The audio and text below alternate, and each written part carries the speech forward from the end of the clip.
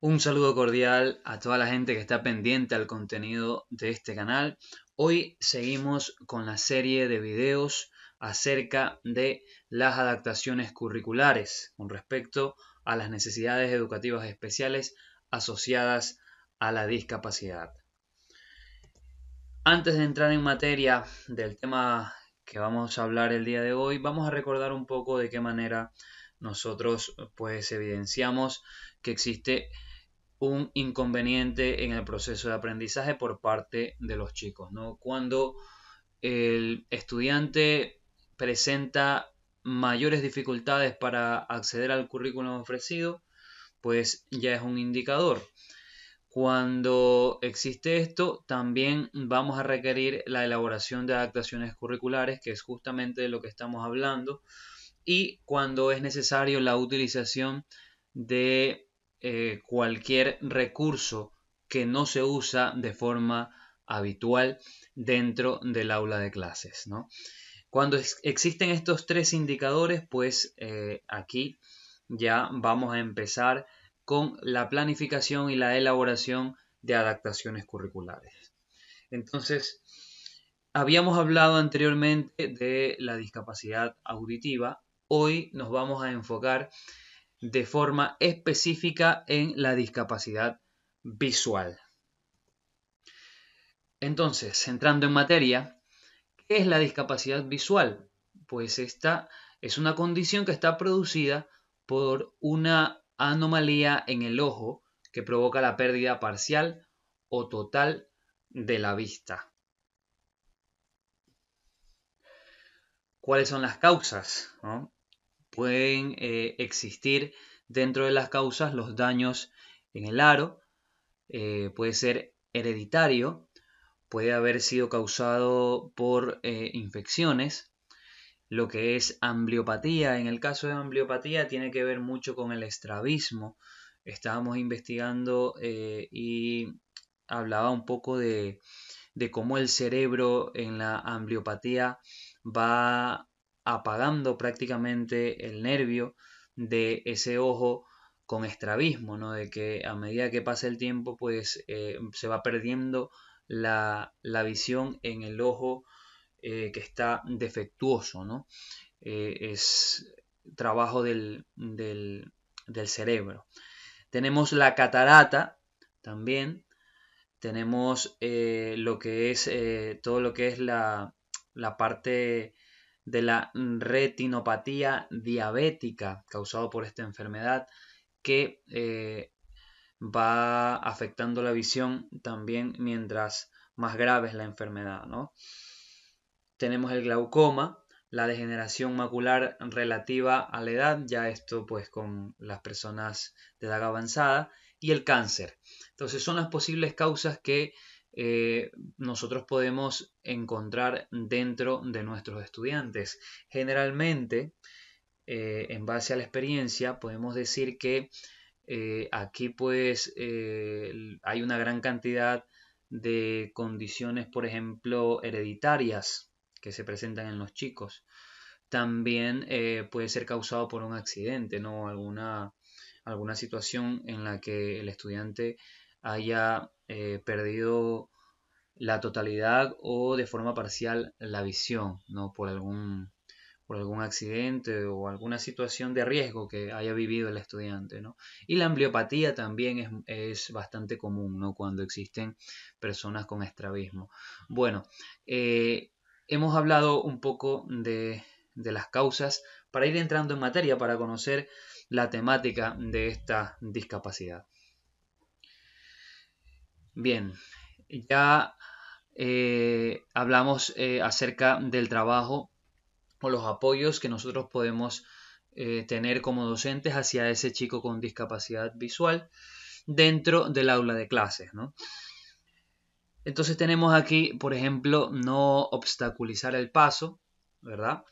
El uso de bastón debe ser permitido para los chicos que lo necesiten de acuerdo al, a la necesidad del estudiante, ¿no? Tenemos el acompañamiento y la movilidad. En este caso de la movilidad, por ejemplo, nosotros una vez que ya tenemos el chico dentro de la institución educativa, pues podemos acompañarlo a, en cuanto a su desenvolvimiento dentro del aula.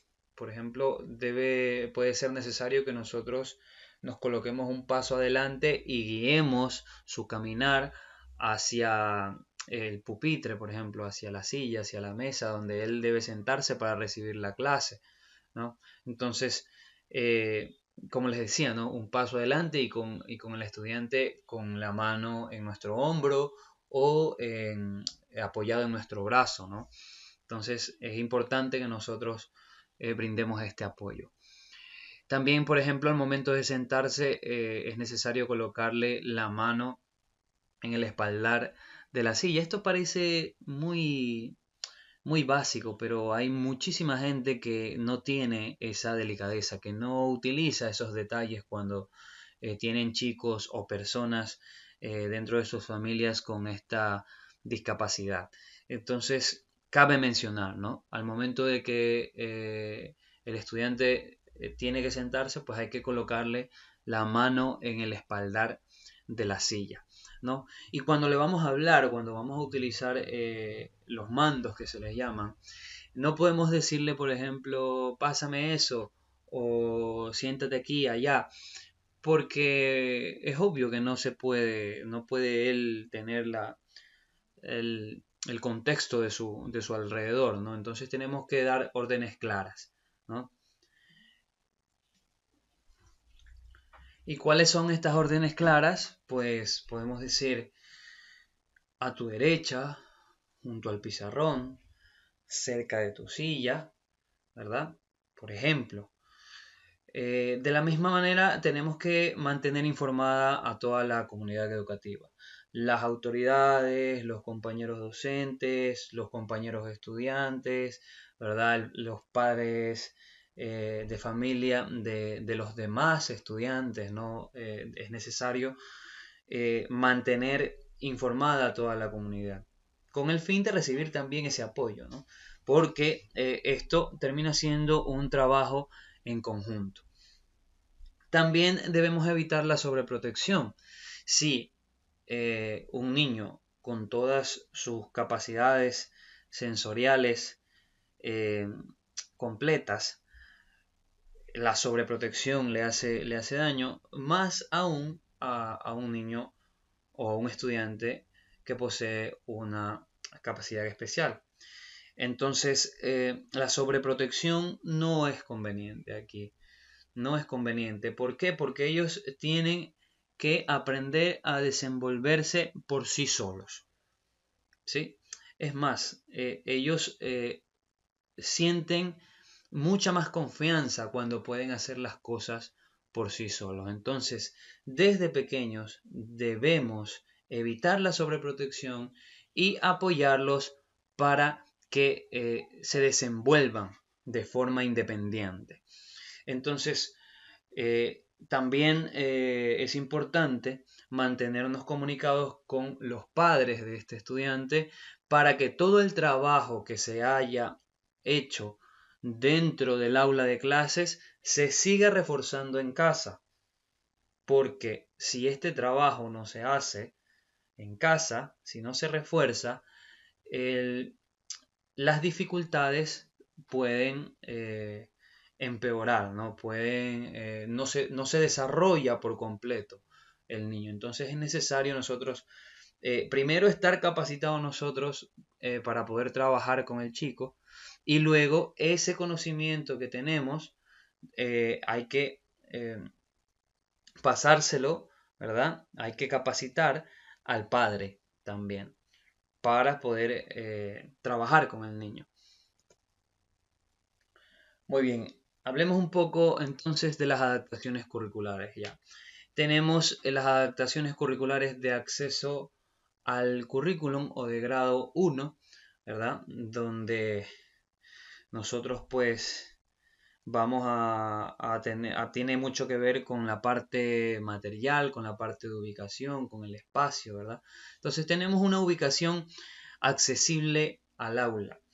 Si nosotros, por ejemplo, si nosotros tenemos un estudiante con discapacidad visual, imagínense lo difícil que sería el acceso a un segundo piso, por ejemplo. No se diga a un tercero, a un cuarto piso. Entonces, si nosotros tenemos la posibilidad de tener ese salón de clases lo más cerca posible de la entrada, por ejemplo, a la institución educativa, es mucho mejor para el estudiante. Entonces, esto tenemos que trabajarlo con las autoridades del plantel para que nos faciliten en el caso de que no se haya pensado en estas cosas. Entonces, la ubicación del aula es primordial, ¿no? Siempre se le debe dar facilidad en la movilidad del estudiante, en su desenvolvimiento. Ya dentro del aula, pues tenemos que colocar las cosas, los materiales, los recursos que nosotros utilizamos a diario, que sea de un fácil acceso, ¿sí? Que sea fácilmente manipulable, fácilmente alcanzable, para que el estudiante no presente alguna dificultad para poder obtener estos recursos o estos materiales.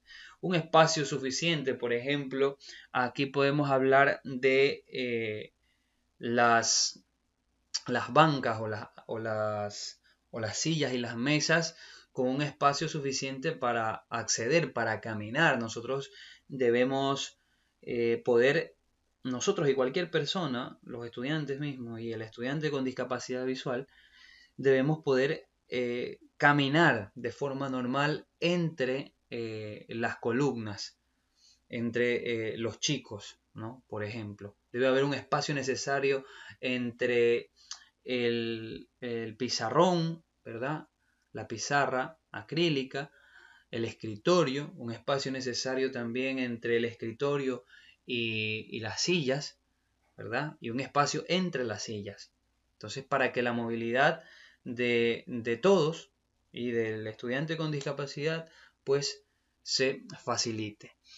Muy bien. En los primeros días de clase, por ejemplo, cuando tenemos un chico con discapacidad visual, es necesario un reconocimiento previo.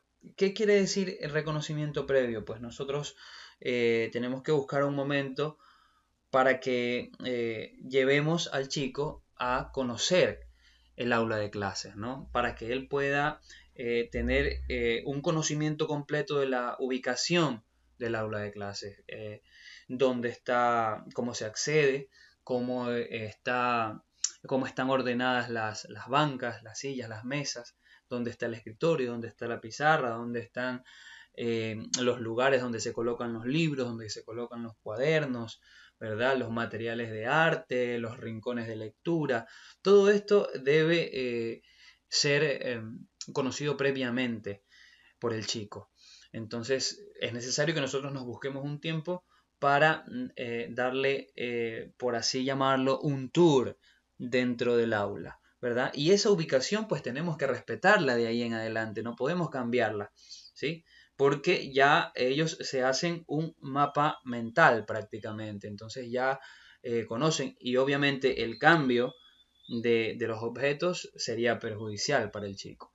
Entonces, esto también podemos decir que tiene que ver con conocer los trayectos cotidianos, ¿no? Este estudiante pues ya de memoria, utiliza la memoria para movilizarse, ya sabe más o menos dónde están ubicadas las cosas. Entonces, es importante esto. Esto tiene que ver con las adaptaciones curriculares de grado 1, ¿verdad? Donde no existe mayor dificultad, más las dificultades se presentan de forma física, ¿no?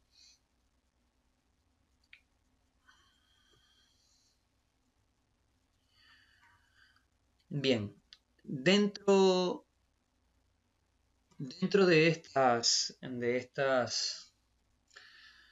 adaptaciones curriculares de grado 1, tenemos el uso de la máquina Perkins. Aquí ustedes pueden ver una máquina Perkins que es una máquina, como se dice, ¿no? Que permite la escritura en braille. Esto posee un total de 8, ¿verdad? 8 a 9 teclas. Se parece mucho a la máquina de escribir.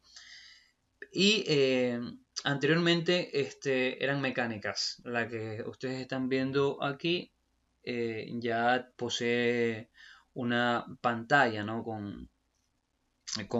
Donde aparece lo que se va escribiendo. Entonces, la máquina Perkins ya tienen acceso los chicos en lugares especializados. Entiendo yo que no todas las instituciones tienen la posibilidad de adquirir esta máquina, que de acuerdo a las investigaciones pues están bordeando los $300, 300, 400 o hasta $500, dependiendo de las marcas, ¿no? Entonces, dentro de las adaptaciones curriculares, nosotros, si tenemos la posibilidad, podemos acceder a la utilización de esta pequeña máquina, que lo que hace es poder escribir en braille, ¿sí? En braille. Entonces, es obvio también que nosotros tenemos que estar capacitados para el uso de esta máquina, ¿no? Tanto para manipularla como para entender el mensaje que se está escribiendo. Entonces, esto es un recurso que se puede utilizar dentro de las adaptaciones curriculares. Bien, otro recurso son los programas HAUTS. ¿Cuál es la finalidad de estos programas? Pues en pocas palabras lo que hacen es convertir lo que está en la pantalla en sonido. Todo lo que se podría ver en la pantalla y que obviamente los chicos no pueden visualizar, lo que hace estos programas es convertir eso en sonido. Eso le facilita al estudiante el acceso a la tecnología y el poder navegar sin la necesidad de observar lo que está sucediendo en la pantalla, ¿no? También aquí necesitamos capacitarnos para poder enseñar a los chicos a la utilización de estos programas. Eso con respecto a las adaptaciones de grado 1. Pasemos a las adaptaciones de grado 2 o también conocidas como metodológicas. Entonces, aquí en las adaptaciones de grado 2, por ejemplo, ya podemos utilizar el braille para los apuntes y los ábacos también para los cálculos en la parte de matemáticas. También tenemos la tutoría entre compañeros, que es muy importante tratar de fidelizar lo que es el trabajo en equipo, ¿no? Es importante que el estudiante se sienta apoyado por los compañeros, apoyado por los docentes, ¿verdad? Y que él pueda trabajar y hacer un aporte a la clase, un aporte al proceso de aprendizaje de los compañeros estudiantes también, ¿no? También podemos promover lo que es el sentido del tacto en clase. ¿Cómo se promueve el sentido del tacto? Pues en la clase de sociales, por ejemplo, nosotros podemos enseñar la geografía, ¿verdad? Qué sé yo, la cordillera de los Andes con una imagen con alto relieve, ¿no? Este alto relieve pues requiere de que el niño, el estudiante con esta discapacidad visual, pues tenga que tocar, ¿verdad? Tenga que tocar esta imagen y poder ver de lo que estamos hablando, a través, poder sentir lo que estamos hablando a través del tacto. Y la utilización de maquetas también. Aquí podemos promover este sentido del tacto que pues lo tiene más desarrollado un niño con discapacidad visual. En la parte de las evaluaciones, Por ejemplo, tenemos tres maneras de evaluar. Tenemos una evaluación oral, ¿verdad? Tenemos la utilización del braille y la utilización de las máquinas Perkins, que ya hablamos anteriormente. En este caso, en el caso del braille, como ya hemos dicho, es necesario capacitarnos, es necesario conocer, ¿sí?, de forma básica, intermedia y si se puede avanzada, esta forma de comunicación que es el braille. Y de la misma manera la máquina Perkins, ¿no?, que pues ya es el uso de la tecnología. Bien, cuando ya existen, por ejemplo, de grado 3, ¿verdad? Una adaptación curricular de grado 3 en donde se modifican los objetivos y las destrezas con criterios de desempeño. Esto se hace según la competencia curricular del estudiante. ¿Qué quiere decir esto? Que nosotros, por ejemplo, si estamos trabajando en un séptimo grado, si estamos trabajando en un 10º año de educación básica, por ejemplo, podemos tener estudiantes que estando en séptimo tienen una competencia curricular de cuarto de básica, por ejemplo, ¿no? O que estando en 10º año tienen una competencia curricular de sexto de básica, ¿ya? Entonces, de acuerdo a esa necesidad que tienen estudiantes, nosotros vamos a modificar en estas adaptaciones de grado 3 los objetivos y las destrezas con criterio de desempeño.